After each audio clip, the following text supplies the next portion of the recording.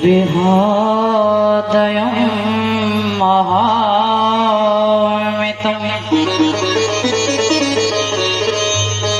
कथामृतरसस्वादनं कुशलं सौनको प्रवीतः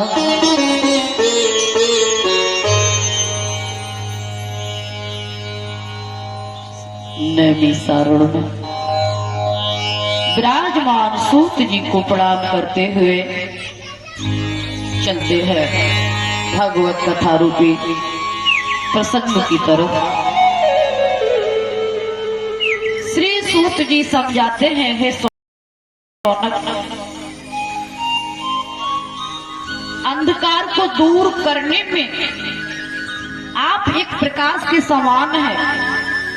हमें वही कथा श्रवण कराओ जो हमारे कर्ण प्रिय हो। हे प्रभु, आज सूत जी महाराज ऋषियों को वही कथा प्रसंग करा रहे हैं। सुधा कुंभम गृहीत्वे देवाष्ट समागम। कथा चल रही है। सुखदेव जी महाराज परीक्षित को 7वें दिन की कथा प्रसंग जैसे सुनाया। परीक्षित की मुक्ति होने वाली है। ब्रह्मलोक में ब्रह्मा जी बैठे हैं। ब्रह्मा को घमंड हुआ, चिंतित होने लगे हैं देवतागण। देवताओं ने सोचा कि परीक्षित को श्राप लगा है कि 7वें दिन तक्षक डसेगा, इसकी मौत होगी। ऐसा करें, हम अमृत का कलश हम सभी मिलकर देवता सुखदेव जी को दे दें, जो अमृत पीने से परीक्षित अमर हो जाएंगे और हम श्रीमद्भागवत का महात्म हम सभी देवताओं को मिल जाएगा। ब्रह्मा अहम हुआ है, ब्रह्मा देरी नहीं लगाई है। ब्रह्मा ने सभी देवता इकट्ठे होकर अमृत का कलश लेके पहुंच गए हैं। कहां? सुखदेव जी के पास। सूत जी महाराज बैठे हैं। जैसे ही ये शब्द कहा, महाराज अमृत के बदले हमें श्रीमद्भागवत का महात्म हमें सुना दो और ये अमृत परीक्षित को पिला दो। तो सुखदेव जी ने उन्हें अभक्त जान के इनकार कर दिया। कह दिया, प्यारे हे देवताओं, कांच और मणि की तुलना क्या एक बराबर हो सकती है? कांच रूपी तुम्हारा अमृत, मणि रूपी हमारी श्रीमद्भागवत हम नहीं दे सकते हैं। ब्रह्मा को क्रोध आया। ब्रह्मलोक में पहुंच गए, तराजू उठाया। शंका हो रही है, तराजू लिया। एक तराजू के पल्ले में सब सारे संसार के पूरे ब्रह्मांड के शुभ कर्म रख लिए हैं। जप तप तीर्थ बड़े बड़े वेद, और एक पल्ले में हमारी श्रीमद्भागवत का महात्मा ने रखा है। जैसे तराजू उठाया तो सबसे भारी पल्ला हमारी श्रीमद्भागवत महात्मा का निकला। बोलो जय श्री कृष्ण। देवताओं की शंका दूर हो गई कि श्रीमद्भागवत एक ऐसा ग्रंथ है जिसको एक बार प्राणी मन लगा के सुन लेता है, उसका जन्म जन्मांतर इस पृथ्वी से आवागमन। प्यारे बोलो जय श्री कृष्ण।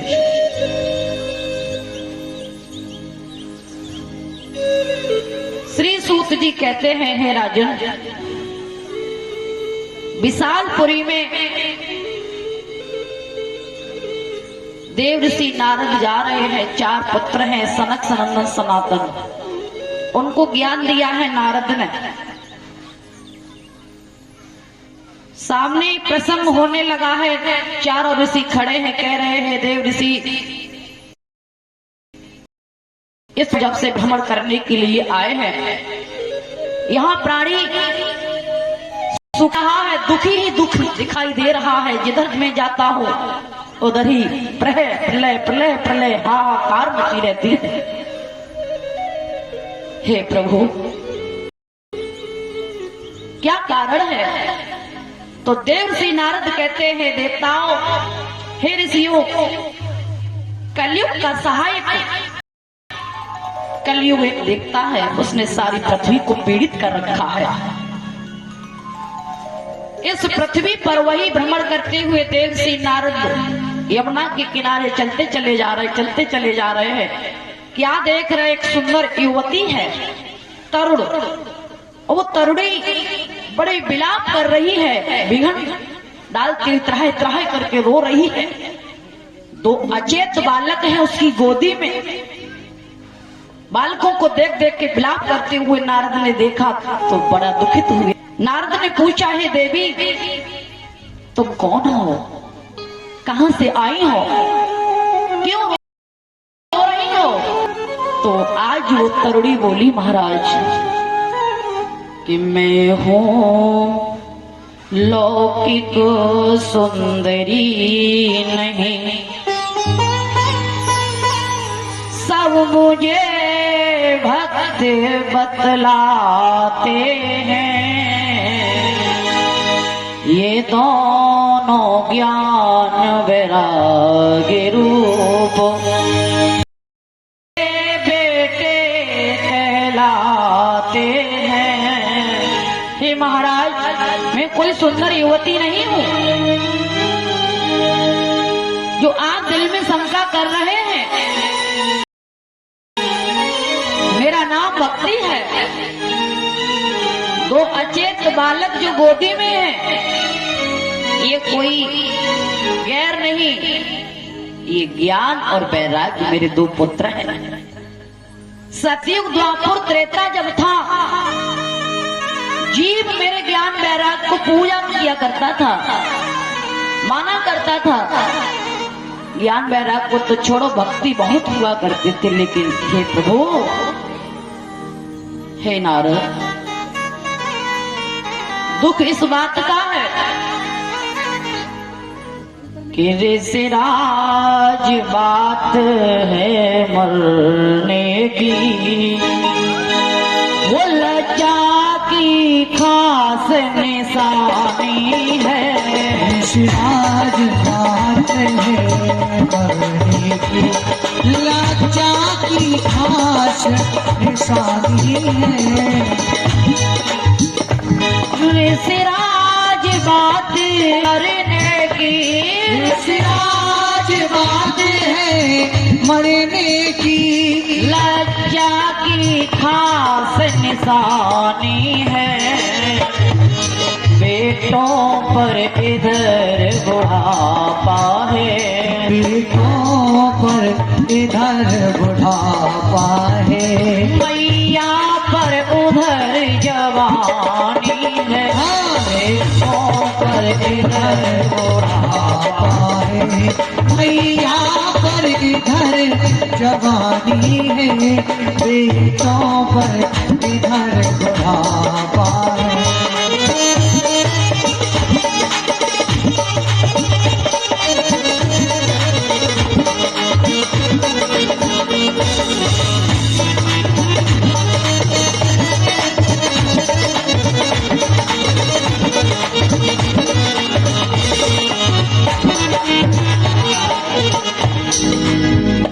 जैसे ही युवती ने ये दुखित शब्दों में रोते हुए कहा तो नारद जी बोले, हे देवी, ये ज्ञान वैराग्य तुम्हारे दो पुत्र हैं, तुम रो नहीं,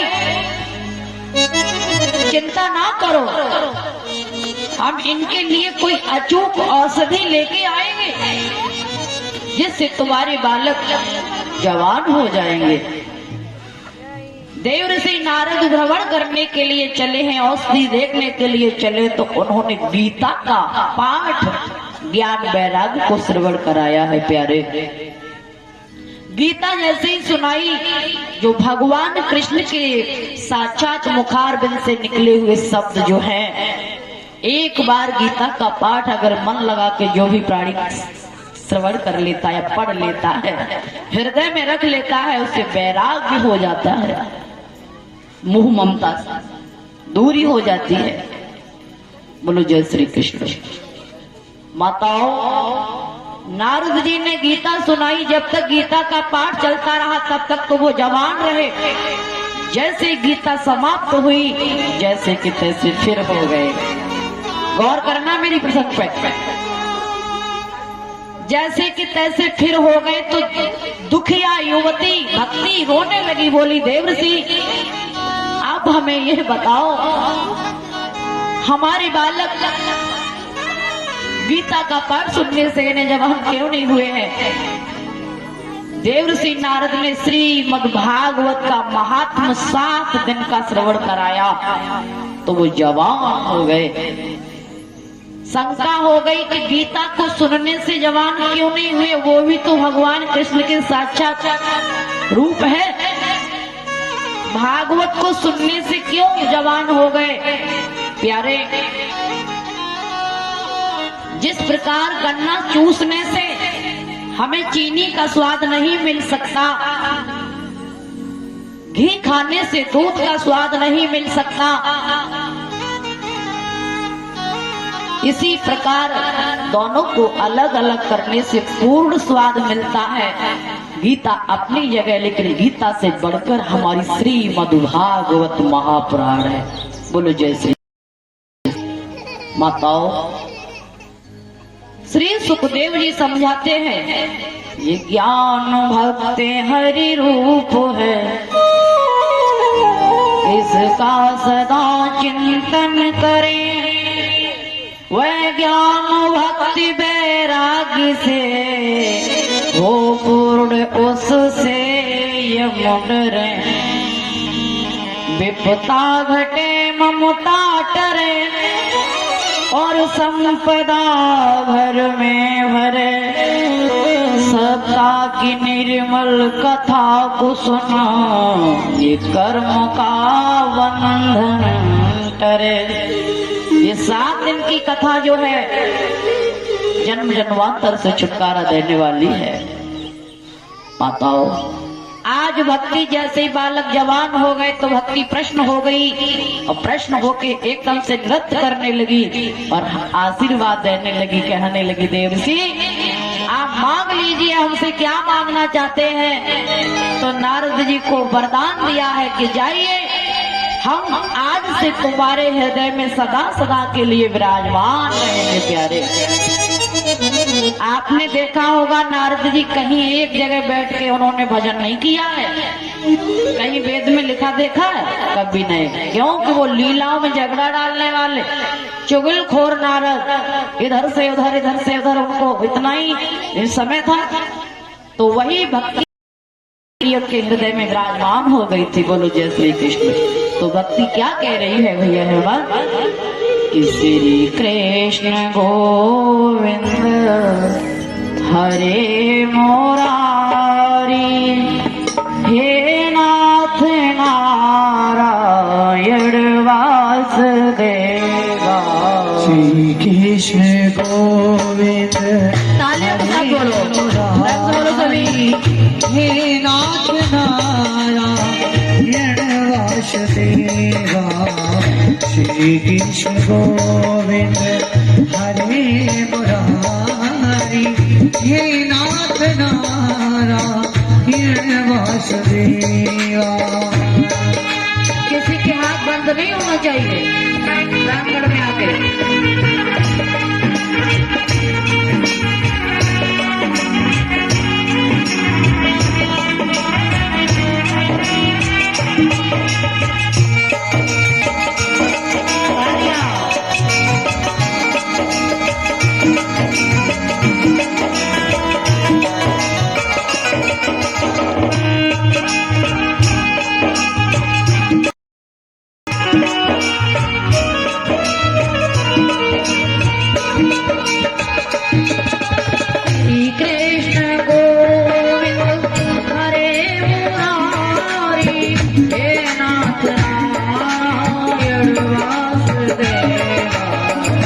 कृष्ण गोविंद हरे मुरारी हे नाथ नारायण वासुदेवा हे कृष्ण गोविंद हरे मुरारी हे नारायण वासुदेवा हे कृष्ण गोविंद हरे मुरारी हे नाथ नारायण वासुदेवा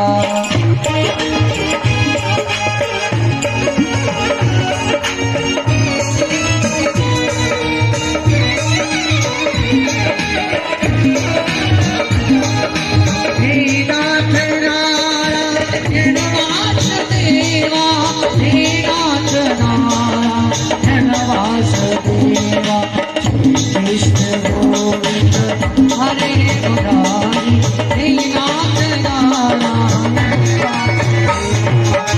कृष्ण गोविंद हरे मुरारी हे नाथ नारायण वासुदेवा हे नाथ नारायण वासुदेवा हे नाथ नारायण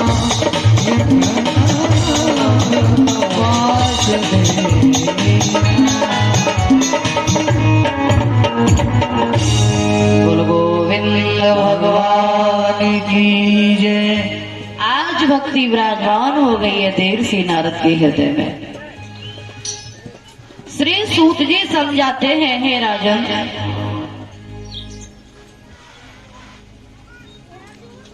तो भद्रा नदी के किनारे एक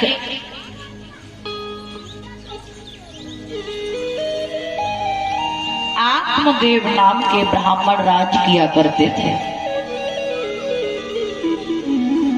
उस नगर में कई वर्णों के लोग रहा करते थे। आत्मदेव बड़े सीधे साधे भोले भाले सी ब्राह्मण हैं। ऐसे वैसे नहीं, बड़े भोले ब्राह्मण है, सरल रूप है, देवता जैसा। समय को पाकर उन पे वृद्ध अवस्था आई। परीक्षित महाराज, प्राणी 3 अवस्थाएं तो आसानी से काट लेता है, जवान अवस्था, किशोर अवस्था, जब ये वृद्ध अवस्था आती है ना, बाल अवस्था ये तो सब कट जाती है, लेकिन जब बुढ़ापा आता है ना तो प्यारे बड़ा दर्द होता है। बुढ़ापा कहता है भैया बालापन तुझे धोखा दे गया, जवानी तुझे धोखा दे गई, सब कुछ छोड़ के सब चले गए, लेकिन मैं तेरे पास आ रहा हूँ। अनमन का आ रहा हूँ, तू चाह नहीं रहा, लेकिन मैं आ रहा हूँ। पहले तो जाऊंगा नहीं, अगर जाऊंगा ना तो तुझे साथ ही लेके जाऊंगा, वफादारी निभाऊंगा प्यारे। तो बुढ़ापा जब आता है ना तो साथ ही लेके जाता है। आत्मदेव पर वृद्ध अवस्था आ गई, बुढ़ापा आ गया, आंगन में बैठे हैं, विचार करने लगे, न मालूम ऐसा जीवन में मैंने कौन सा कृत किया है जो आज एक संतान का मुख देखने को नहीं मिला। परीक्षित महाराज, आज की दुनिया में सुखी कोई नहीं है। इतनी भीड़ प्रांगण में हमारे बैठी है, कोई सीने पे हाथ रख के ठोक के बता दे कि हम सुखी हैं।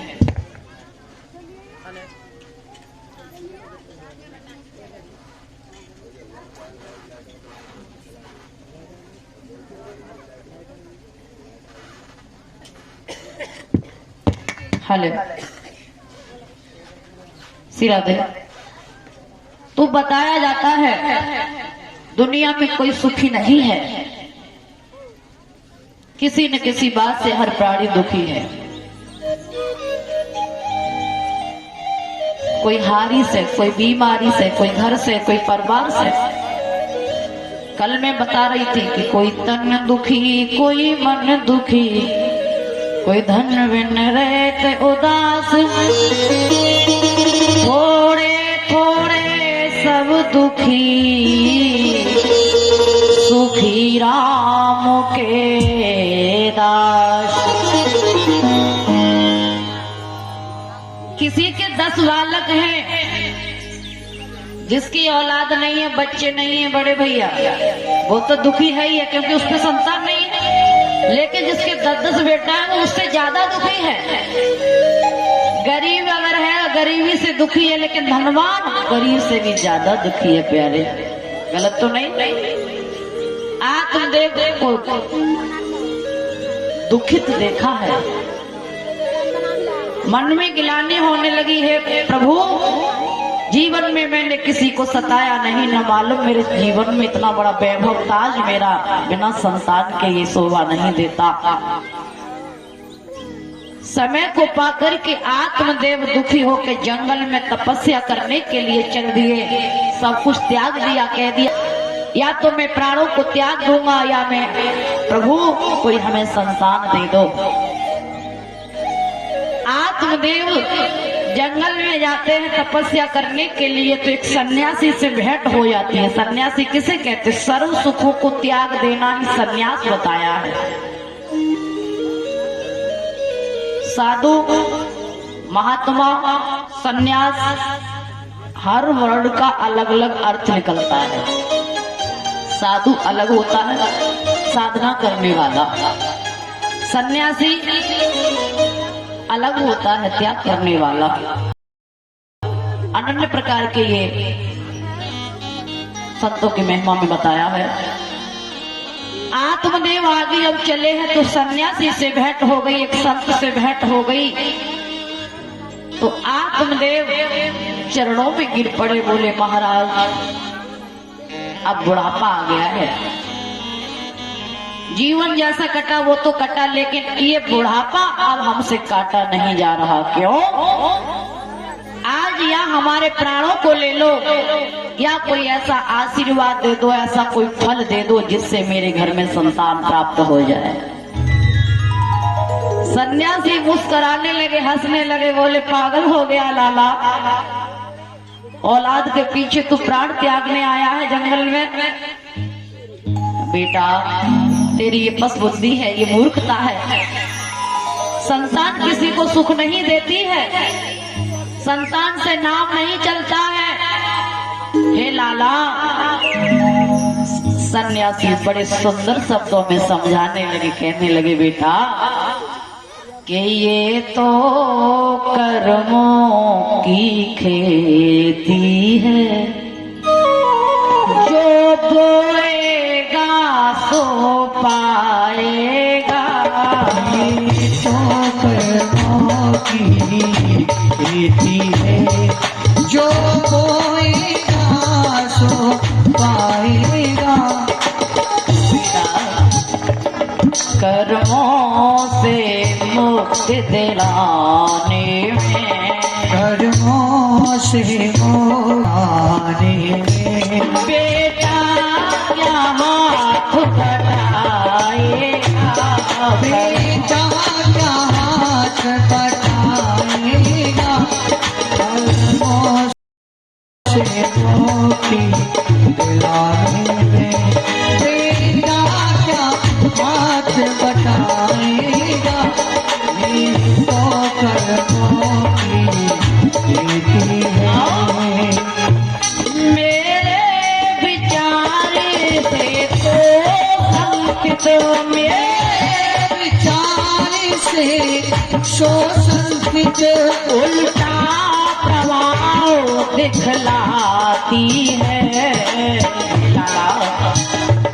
उसकी माया ममता, उसकी माया ममता हमको वह घोर नरक ले जाती है। उसकी माया ममता हमको ये घोर नरक ले जाती है। उसकी माया ममता हमको। बेटा ये ब्रह्मदेव ये धोखा है, ये ब्रह्मदेव ये धोखा है। बेटा से नाम न चलता है। ये लोग बने या बिगड़ जाए, ये लोक बनिया बिगड़ जाए, पहले वह लोक बिगड़ता है, ये लोक बनिया बिगड़ जाए, पहले वो लोक बिगड़ता है।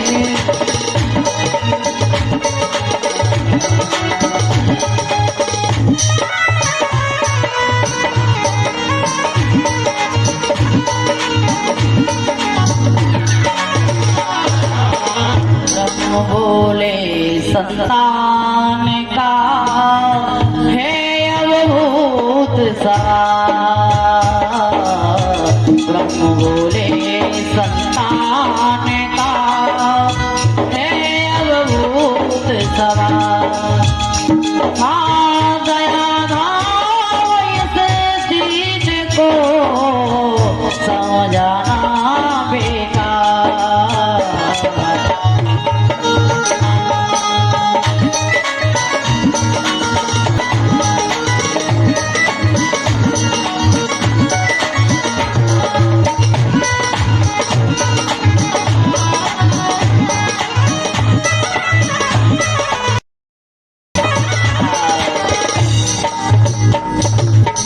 बहुत समझाया सन्यासी ने, लेकिन एक भी शब्द आत्मदेव की समझ में नहीं आया। प्यारे आत्मदेव बोले, प्रभु आप कहते हो कि संतान किसी को सुख नहीं देती, हम समझते हैं। पिबत नाद्यम स्वयं नाद्यम स्वयं न खादन्ति फलान वृक्षा, अम्बोधरो वर्षति आत्महितो परोपकारः। हमें ये बताओ, क्या नदियों में जल बहता है वो स्वतः पीती है? कदापि नहीं। फल में वृक्ष उगते हैं, क्या वो वृक्ष जो फल देते हैं क्या वो स्वतः खाते हैं? कदापि नहीं।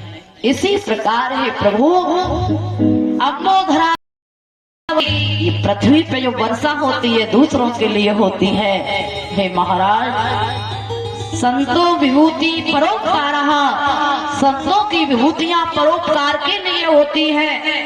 हम समझते हैं कि बच्चे औलाद नाम नहीं कमाते, लेकिन प्रभु हमें यही दुख है कि आप कोई ऐसा फल दे दो आम पैदा हो जाए।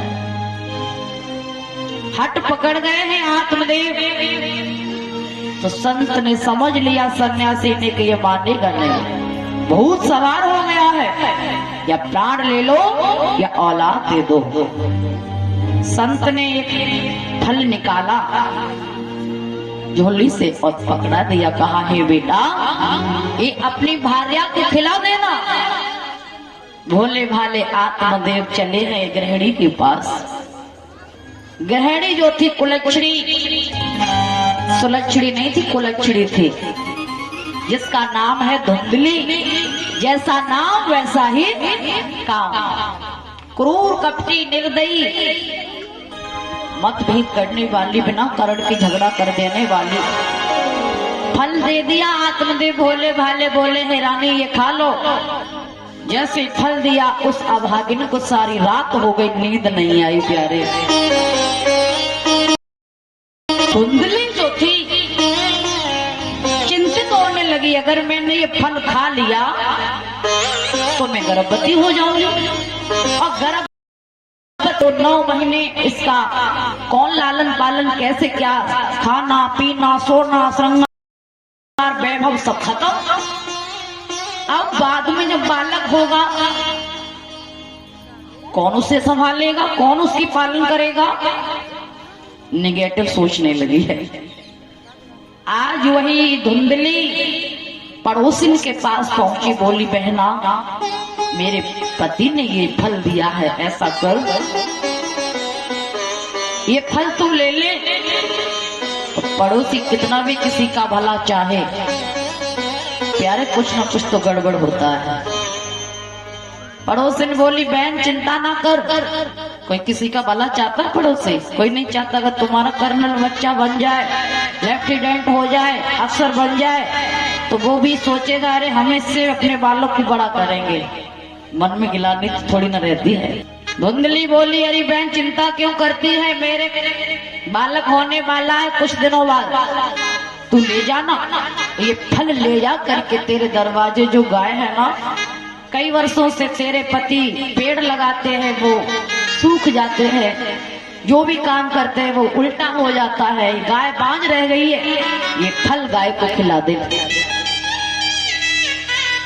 पड़ोसी के कहने के आधार पर वो फल गाय को दे दिया। गाय को दे दिया, समय को पाकर के पड़ोसी ने बालक दिया, बालक लेके घर में आ गई। भोले भाले आत्मदेव ने ज्योतिषी बुलवाए, विद्वान बुलवाए, ब्राह्मण बुलवाए, उस बालक का नामकरण कराया जो पड़ोसन ने दिया। जैसे ही नामकरण करने के लिए चले तो सामने बंधी हुई गाय ने भी बछड़े को जन्म दे दिया उस फल के द्वारा। जैसे ही जन्म लिया तो क्या रूप है, अरे भैया संत के द्वारा दिया हुआ फल। भगवान ठाकुर कहते हैं कि मोर वचन चाहे पड़ जाए फीका, संत वचन पत्थर की लिखा। एक बार को मेरा वचन मिथ्या हो सकता है भक्तों, लेकिन मेरे संत का वचन कभी मिथ्या नहीं हो सकता, लेकिन हो संत जैसा। संत ने दिया वो मिथ्या नहीं गया, सारा शरीर आंख नाक मुंह हाथ पैर सब बच मनुष्य जैसे, कान के बल उसके बछड़े जैसे लंबे लंबे लटक रहे। देख करके ज्योतिषी ब्राह्मण बड़े आश्चर्यचकित हो गए। पड़ोसन के द्वारा जो बालक था उसका नाम रख दिया, बोले ये मैंने पैदा किया है। धुंधली कहने लगी इसका नाम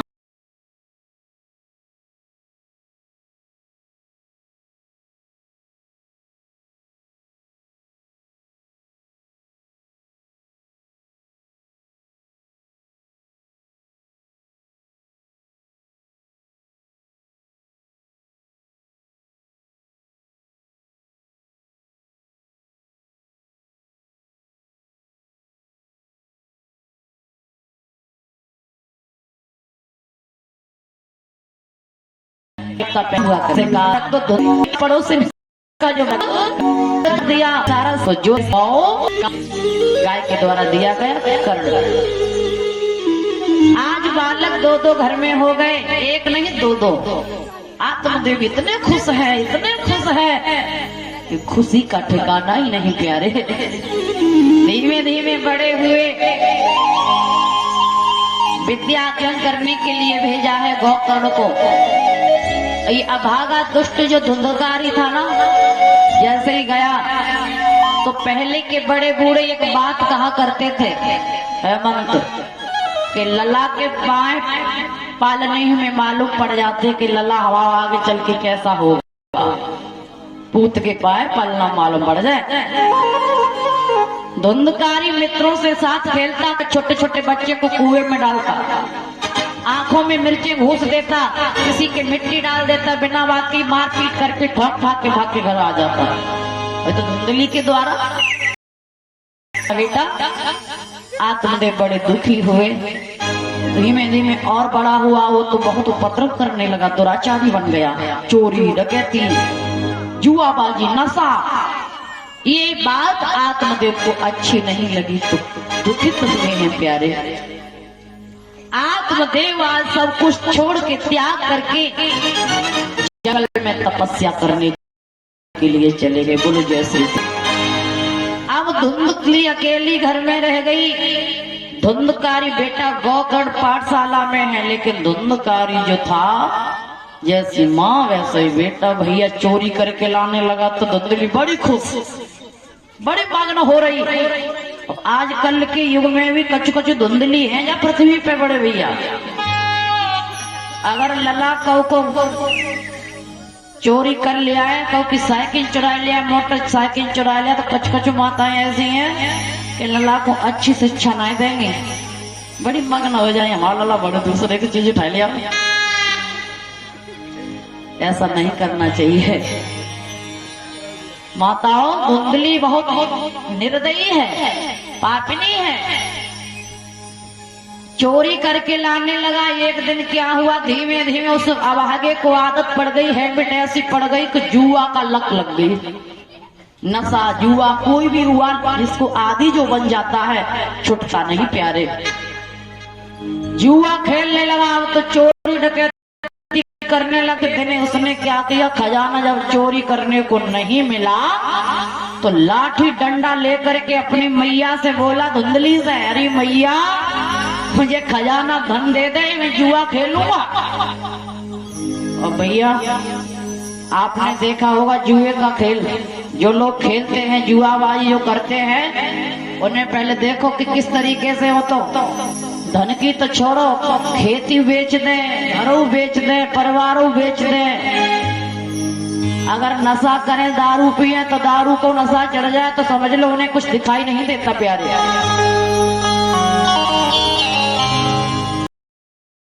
धुंधली घबरा गई, लाठी डंडों का प्रहार किया, बोली माँ मुझे धन अभी दे। एकदम से डर की वजह, इज्जत की बचाने के लिए वो धुंधली ने क्या किया, धन तो घर में रहा नहीं, क्योंकि भाई चोरी की सप्लाई कर दी, सब खत्म। रात ही रात में धुंधली कुएं में जाके गिर पड़ी, अपना प्राणांत कर लिया। अब धुंधकारी अकेला रह गया घर में। अब दुष्ट अभागे ने क्या किया कि भाई धीमे धीमे वो वैश्या लाना शुरू कर दी। 1 2 3 5 वैश्या रखने लगा। और वैश्या का काम क्या है, अपनी शौक सपाटे की इच्छाएं पूर्ति करना। इच्छा पूर्ति करने लगा। धीमे धीमे समय गुजरा तो एक दिन वही वैश्याएं, रात्रि का समय है, आपस में चर्चा करने लगी। बोली बहना, ये पापी देखो दूसरे की चोरी करता है, हमारी इच्छा पूर्ति करता है। नगर में किसी के द्वारा अगर ये पकड़ा गया चोरी करते हुए, अगर राजा महाराजा ने देख लिया तो ये जेल में जाएगा, और साथ में हम लोगों को भी दुख दर्द देखना पड़ेगा। आज ऐसा करो, इस पापी को पकड़ लो और रात ही रात में काम तमाम कर दो इसका। बहुत दौलत खजाना ले लेके आया। जैसे ही घर में घुसा, षड्यंत्र रचा लिए वैश्याओं ने। लाठी, किसी ने जलते हुए अंगारे, रस्सी, और जैसे थकान में आके वो चारपाई पे लेटा तो पैरों को जकड़ दिया, बांध दिया।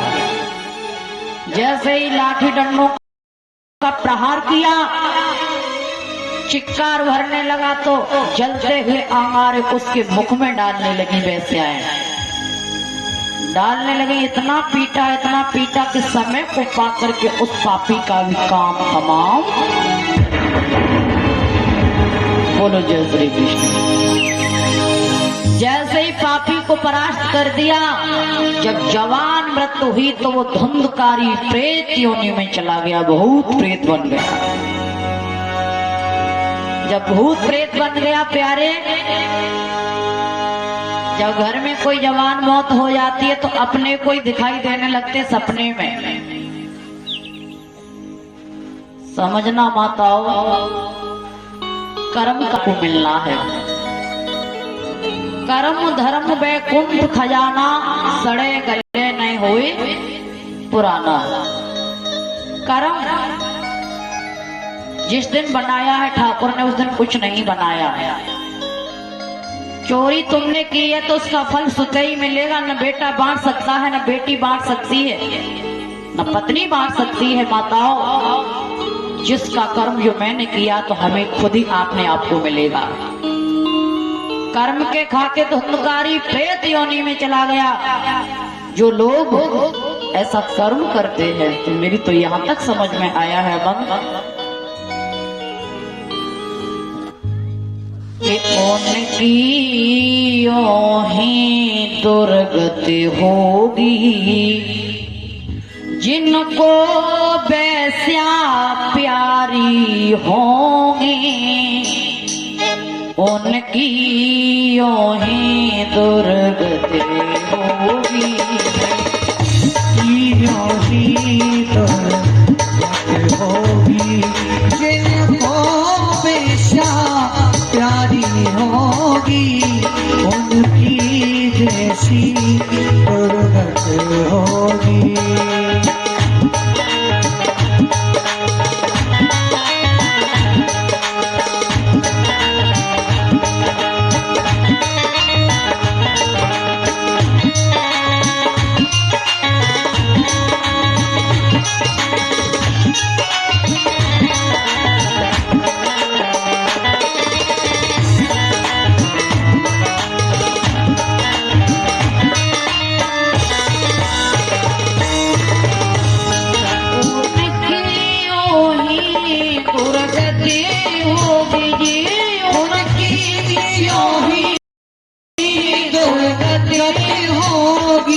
जिनको वैस्या प्यारी होगी जो सगे बाप की